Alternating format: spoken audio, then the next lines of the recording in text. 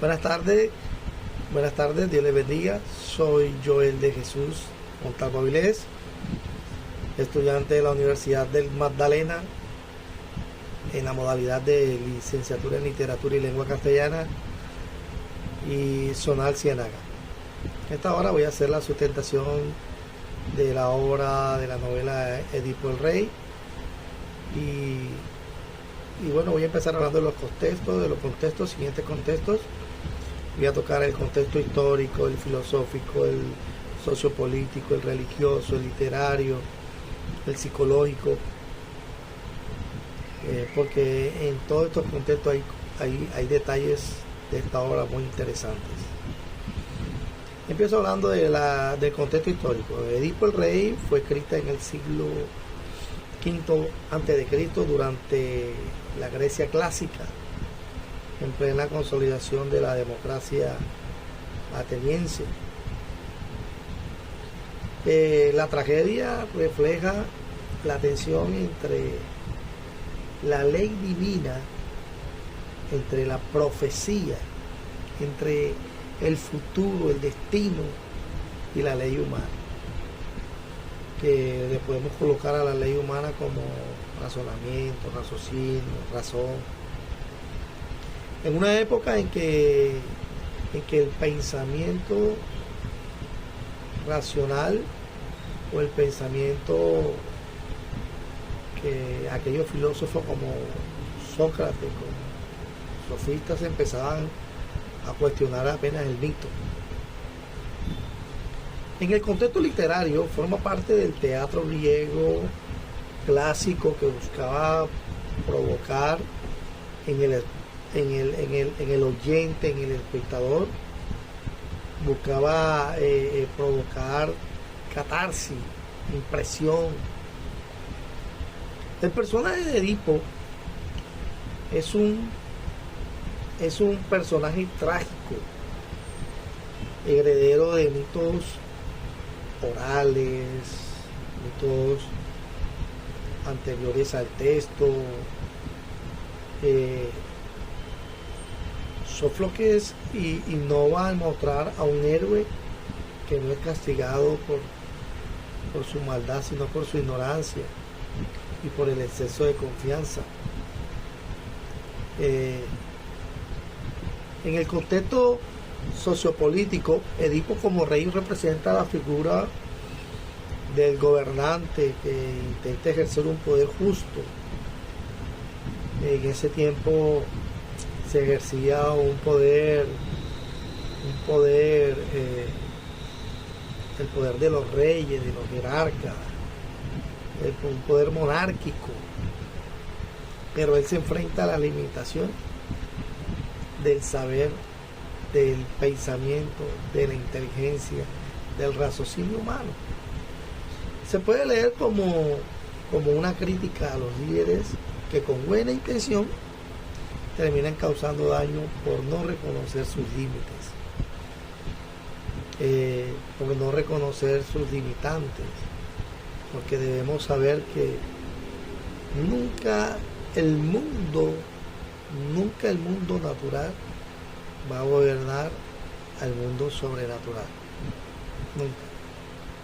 Nunca el mundo humano va a gobernar sobre el poder sobrenatural.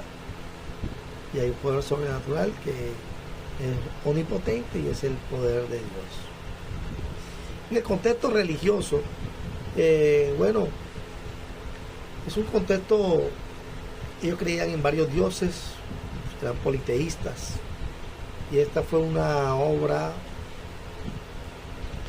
donde el oráculo de Delfos y los dioses tienen un rol central, tienen un rol muy importante, tienen un rol muy impresionante sobre la voluntad humana, sobre la voluntad del hombre. Estos dioses representan una fuerza increíble, una fuerza ineludible, que subraya la impotencia del hombre, que subraya, que resalta al hombre frente al destino, al hombre frente a su futuro. Yo creo que de ese tiempo a este tiempo no estamos muy lejos, no estamos muy lejos. Aunque yo personalmente creo en Dios, creo que hay un Dios sobrenatural, que es Jehová de los ejércitos, que es el Padre, el Hijo con un poder salvador, bueno, y el Espíritu Santo.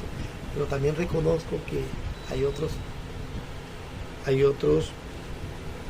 diosesitos que quieren hacer el papel de Dios, que también influyen sobre el ser humano, también influyen sobre la humanidad. Nunca para bien, sino para mal. Bueno, en el contexto psicológico esta obra fue base para un hombre que se llamó Sigmund Freud. Él desarrollaba el famoso complejo de Edipo, donde el hijo es el rival inconscientemente con el padre por el afecto de la madre. Este hombre se apoyó de esta novela, se apoyó de esta obra para él desarrollar esa famosa tesis o ese famoso complejo de Edipo, donde el hijo en los primeros etapas de su vida se convierte inconscientemente se convierte en el rival del padre por el afecto de la madre.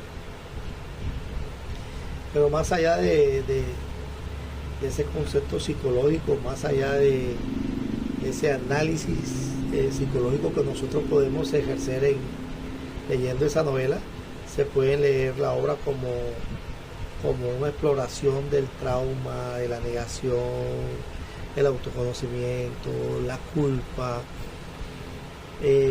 También le podemos analizar psicológicamente el deseo que había o el pensamiento que había en él de no hacerle daño a su padre, anegarse, irse, alejarse de su familia. Y bueno, después cuando ya se entera que su padre murió, ya quería como regresar. Y también está el contexto filosófico, el conflicto central. ¿Puede el hombre conocer su verdad? ¿O el hombre podrá escapar de lo que ya hay predeterminado, de lo que ya hay predestinado, del destino, del futuro? Sófocles, para sugerir que el conocimiento no libera, sino que destruye, poniendo en duda el ideal socrático. Tiene una frase que dice: conócete a ti mismo. Bueno, estos son los contextos que yo relaciono en esta obra. Este texto, esta obra, tiene unos temas polémicos, y aunque todo parece predestinado, Edipo toma decisiones. Hay una polémica sobre el libre albedrío, y lo podemos confrontar con el fatalismo. Aunque todo parece predestinado, Edipo toma decisiones, se va de Corinto, mata al hombre en ese enfrentamiento, en esa encrucijada, en ese encontrón que tuvieron, lo mata, llega, se casa con Yocasta,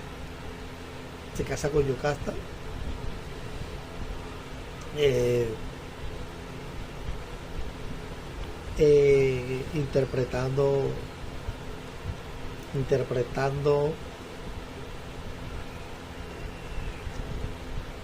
Edipo interpreta el enigma. Edipo interpreta el enigma donde dice que el monstruo, la esfinge, este monstruo, esta esfinge, Edipo interpreta el enigma y libra a la ciudad de ese monstruo, lo libra. y así él puede llegar hasta allá, y así va venciendo, y así va triunfando, y así va luchando hasta llegar y se casa con Yocasta, También hay polémicas si es culpable, héroe o culpable, y la obra nunca lo presenta a él como un pecador moral, pero sí como un responsable trágico. Mató a su padre y se cumplió la profecía. Vino una maldición sobre la ciudad, lo cual abre la pregunta: ¿puede alguien ser castigado por actos que no sabía que eran delitos? ¿Puede alguien ser castigado por ignorancia? ¿Puede alguien ser castigado inocentemente?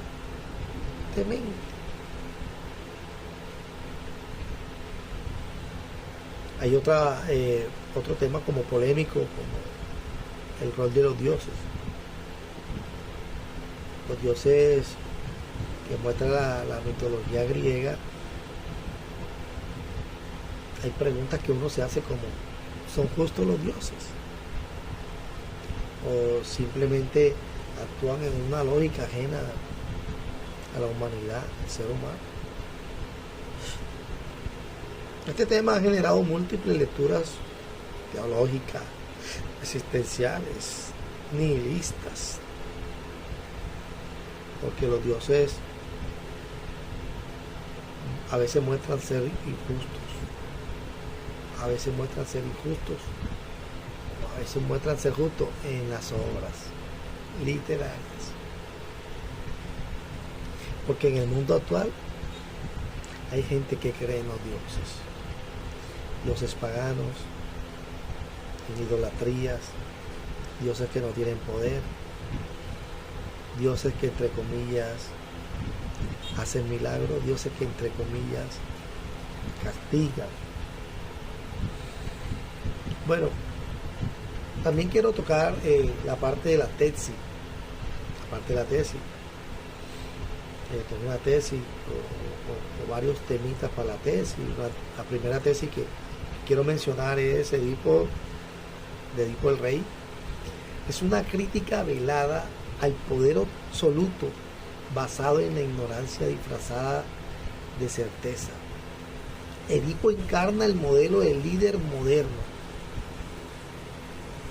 del líder de este tiempo, racional, enérgico, ético, pero su caída muestra los límites del gobierno, basado en autoridades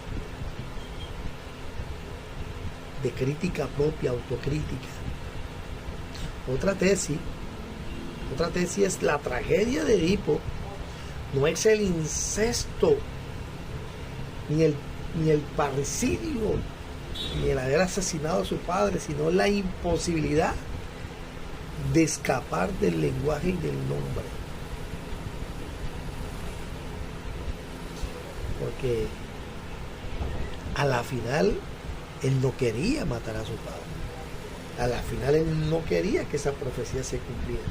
A la final él salió escapado de Corinto para no matar a su padre.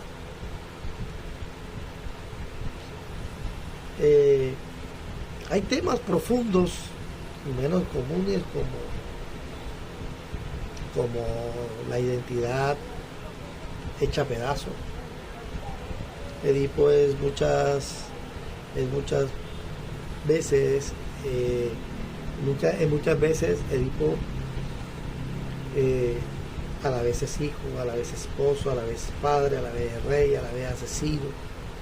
La obra muestra cómo la identidad humana es compleja y contradictoria. Otro temita así como profundo es ver visión interior, la visión de afuera, la visión de adentro. Edipo tiene ojos, pero no ve la verdad. Tiresia es ciego, pero ve el destino.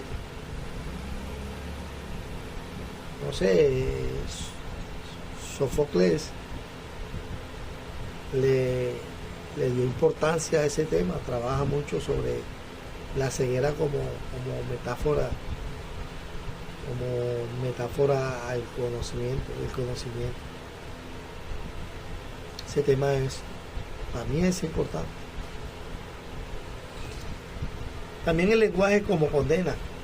La profecía se cumple precisamente por haber sido enunciada, por haber sido profesada. La palabra tiene poder de realidad. Y en este tiempo es igual. Nosotros decimos las palabras tienen poder. La profecía, si no se profesa, no es profecía. La profecía, si no se profesa, si no se habla, si no se divulga, no tiene poder, no va a tener cumplimiento. También quiero hacer una conclusión personal, una crítica final. Edipo el Rey sigue vigente porque refleja una verdad dolorosa. Nosotros los seres humanos queremos controlar nuestro destino. Nosotros los seres humanos queremos manejar nuestra vida a nuestra manera. Nosotros los seres humanos creemos saber el resultado de nuestras vidas, el resultado de nuestras acciones, el resultado de nuestras obras, el resultado de lo que pensamos y el resultado de lo que nosotros actuamos. Pero muchas veces estamos atrapados en redes que nosotros no comprendemos. A veces estamos atrapados en redes de la historia, de nuestros antepasados, familia, lenguaje, cultura, profecías, palabras proféticas sobre nuestros antepasados que se deben cumplir en la primera, en la segunda, en la tercera generación.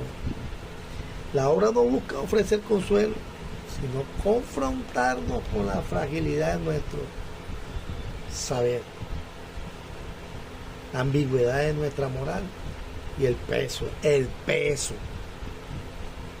pago de nuestras decisiones.